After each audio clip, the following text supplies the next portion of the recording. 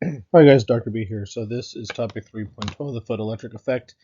You should be able to explain the properties of an absorbed or emitted photon in relationship to an electronic transition in an atom or molecule. Um, so a couple of things you need to be mindful of. Look at the equations on the bottom. Energy equals Planck's constant times the frequency, and the speed of light equals wavelength times frequency. So hopefully you should recognize that from um, 2 years ago in chemistry pre-AP, or hopefully your regular chemistry or general chemistry class. So this type of stuff here, this is not review per se, but it kind of builds on what we've been talking about. So the photoelectric effect, when light shines on the surface of the metal, electrons can be ejected, and this is called the photoelectric effect. So the electrons were ejected using light, and it's based on light having a wave-like and particle-like properties, something that you should have learned in physics last year. So the photons, whatever composes the light that you're looking at, should have an energy that equals Planck's constant times the frequency. You can measure the amount of energy needed to remove electrons, and then from there we can deduce how tightly the electrons are being held to the atom. So this is called the binding energy. Ionization energy, all those things should be kind of popping into your head as we speak. So you see here that not all electrons are ejected with light. Sometimes the red light doesn't have enough energy to remove electrons versus the other two. And the amount of energy needed to remove an electron is measured by the threshold frequency naught. If a frequency higher than the threshold frequency is used, this means that electrons will be ejected with more kinetic energy. So remember, kinetic energy is half mv squared.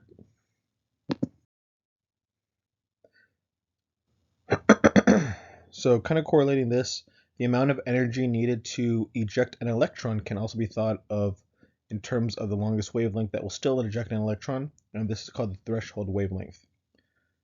Any waves that are shorter than the max will have enough energy to eject electrons. So if you look here in terms of the photoelectric effect, potassium ejects electrons when struck by photons with at least 2.3 evolts of energy, and this corresponds to the wavelength of about 540 nanometers, which is visible green light.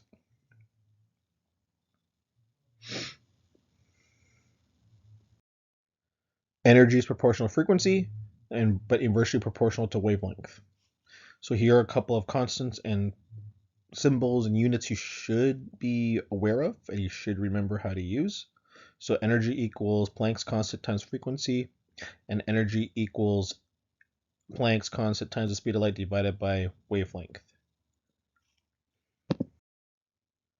So the total energy of the light, the photon, is equal, E photon is equal to the kinetic energy of the ejected electron plus the energy needed to remove the electron, which is symbolized by phi. And so the E photon, the total energy of the light, equals the kinetic energy of the electron plus the binding energy, or the energy needed to remove a substance, the symbol phi. So to summarize a little bit, the energy of light must meet the minimum energy. The energy of the photons, must meet the minimum energy. And this is given in terms of having a higher frequency than the threshold or having a shorter wavelength than the max. Photoelectric current is the rate of emission of a photoelectrons, and it's proportional to the intensity of light. If the minimum energy is met to eject electrons, the kinetic energy of the photoelectrons is dependent on the energy of the light used to eject the electrons. So to, do some practice problems.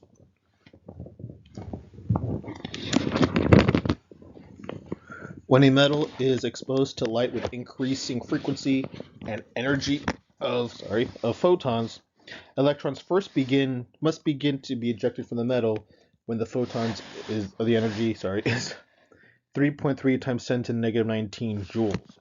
What is the frequency of the light with photon energy? 3.3 times 10 to the negative 19 joules. So frequency, that is my nu, energy is this. So energy equals Planck's times frequency. Divide both sides by Planck's. So 3.3 times 10 to the negative 19 divided by Planck's constant, which is 6.626 times 10 to the negative 34. So my unit is joules, and over joule times seconds, this equals my frequency. So 3.3 times 10 to the negative 19 divided by 6.626 times 10 to the negative 34. You should get 4.9803 E14 2 sig figs. So this should be 5.0 times 10 to the 14 hertz, or 1/2. Calculate the wavelength for light with an energy of 3.3 times 10 to the negative 19 joules. So this is my energy again. I'm trying to solve for wavelength. So the only thing that has both of these, only formula that has both of these, is E equals hc over lambda. I'm going to solve for lambda. So all you need to do is switch these. So lambda equals hc over E. So I'm going to plug this in. 6.626 times 10 to the negative 34 times 3.00 times 10 to the 8 divided by 3.3 times 10 to the negative 19 to get my wavelength. 6.626 times 10 to the negative 34 times 3 times 10 to the 8 divided by 3.3 times 10 to the negative 19. So I got 6.0236 negative 7, so this equals 6.0 times 10 to the negative 7 meters. Okay. 6.0 times 10 to the negative 7 meters for my wavelength. So what color is this? So just to be clear, you should probably convert this to nanometers.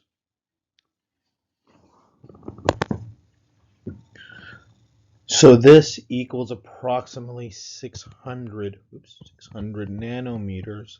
So the color of this light is going to be orange. So that is it for now. If you have any questions, please let me know. Thanks, guys.